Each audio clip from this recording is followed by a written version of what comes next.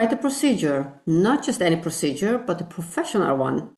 If you have read any procedures in your career, probably some of them were a little bit unclear.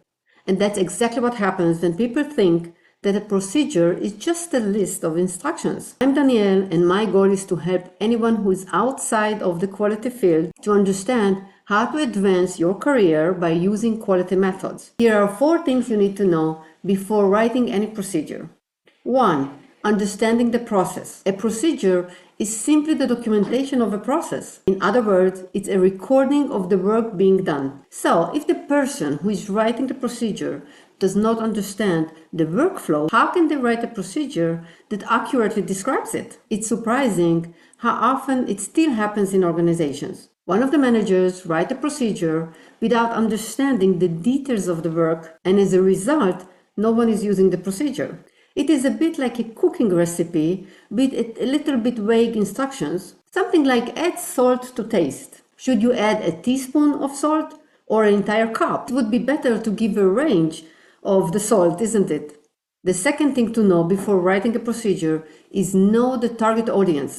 Before writing a procedure, you must know who is going to use it. Are they lawyers or production workers or perhaps laboratory technicians? Understanding your audience is crucial to tailoring properly your procedure.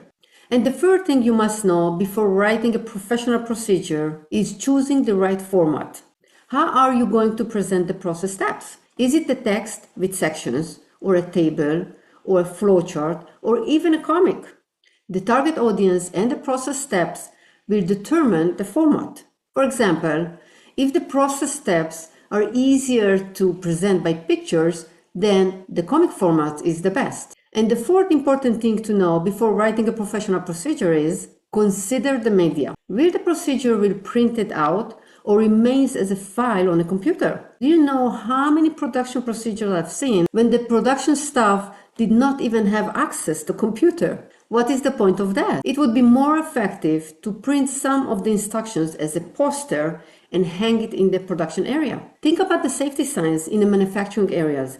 These are actually procedures.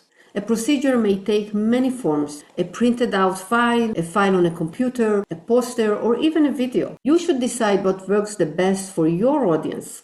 If you want to learn more about procedures and work instructions, simply visit the easyiso.com website, the courses page.